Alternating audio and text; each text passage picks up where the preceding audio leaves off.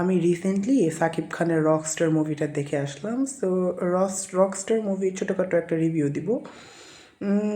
মুভিটা তারা বলেছে মিউজিক্যাল মুভি। এটা বাংলাদেশে একটা নিউ জনরা। ছবিতে অনেক গান আছে, বাট আমার মনে হয় একটা মিউজিক্যাল হিসেবে আরও কয়েকটা গান থাকা উচিত ছিল। যাই হোক, তাদের একটা নতুন অ্যাটেম্প্ট ছিল। ইটস অ্যাকচুয়ালি অ্যাপ্রিসিয়েট করার মতো। মুভিতে আমাদের প্রধান নায়ক অবভিয়াসলি সাকিব খান। এখানে সে একটা রকস্টারের চরিত্রে অভিনয় করেছে। তার একটা রকস্টারের উত্থান পতন, এটা নিয়ে মূলত মুভিটা। অনেকে মুভিটাকে আশিকি 2 এর সাথে তুলনা করছে, সাইয়ারার সাথে তুলনা করছে, তো এগুলোর সাথে তুলনা করছে। বাট হ্যাঁ, আমার কয়েক জায়গায় মনে হয়েছিল সিমিলারিটিস আছে সিনের, বাট অতটুকু সিমিলার না যে একদম কপি বলা যায় না।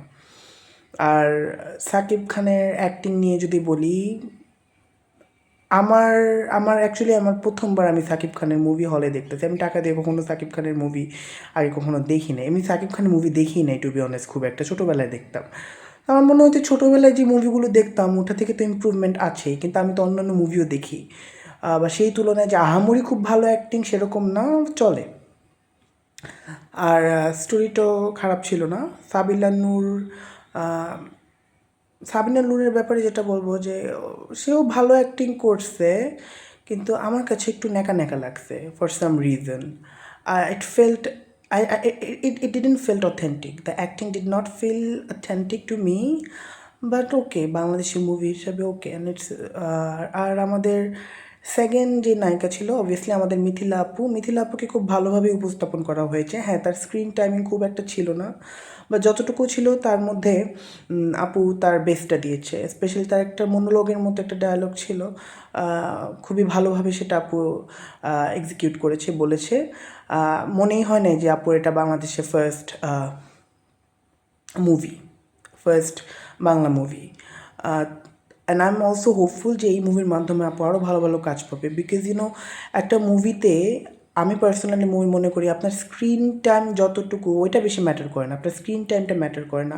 যেটা ম্যাটার করে সেটা হচ্ছে আপনি কতটুকু ইম্প্যাক্ট ফেলতে পারতেছেন অডিয়েন্সের মনের মধ্যে। আর আপু যখন স্ক্রিনে আসছে, মানুষজন কিন্তু আপুকে নিয়ে কথা বলতেছিল। আপুর looks, glamour, the way she talk, everything made an impact on the audience. I feel that. So I think I am hopeful that এই স্ক্রিন টাইমের দ্বারাই আপু আরও ভালো ভালো প্রজেক্ট পাবে সামনে। So I am very happy.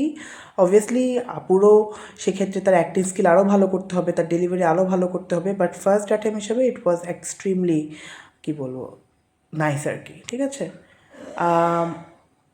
এরপরে আমাদের আরেকটা নায়িকা ছিল, তার নাম ছিল সুনিধি, আই গেস। এখন সুনিধিকে নায়িকা বলা যায় কিনা আই এম নট শিওর, কারণ তার 1 মিনিটও সে ছিল না। জাস্ট সাকিব খানের সাথে একটু কয়েক সেকেন্ডের একটা সিন ছিল। So I will not call her as third actress আর কি। She is not. আমার যার অ্যাক্টিং সবচেয়ে বেশি ভালো লেগেছে পুরো মুভিতে, সে হচ্ছে দিলারা বেগম নাকি জাহান, সরি আমি নামটা মনে করতে পারছি না। সে সাকিবের দাদি হিসাবে কাজ করছেন। মানে উনি এত সুন্দরভাবে ডায়লগটা বলেছেন, এটা আমার literally I felt emotionally connected to her. Sorry আমি নামটা মনে করতে পারছি না, দিলারা মনে আছে, কারণ আমি বাংলা মুভি খুব একটা দেখি না। সো বেসিক্যালি ওভারঅল খারাপ ছিল না, ওয়ান টাইম ওয়াচ হিসাবে দেখতে পারেন। তবে যেহেতু এটা একটা প্রথম মিউজিক্যাল মুভি বাংলাদেশে, সেহেতু এটাকে অ্যাপ্রিসিয়েট করাই যায়। তো আপনারা হলে গিয়ে দেখবেন। আর আমি এটাও শুনতেছি যে অনেকেই খারাপ কথা বলছে, হ্যান ত্যান, বাট এত খারাপ কথা বলার মতো একটা মুভি না actually. You can go and watch. So দেখতে পারেন।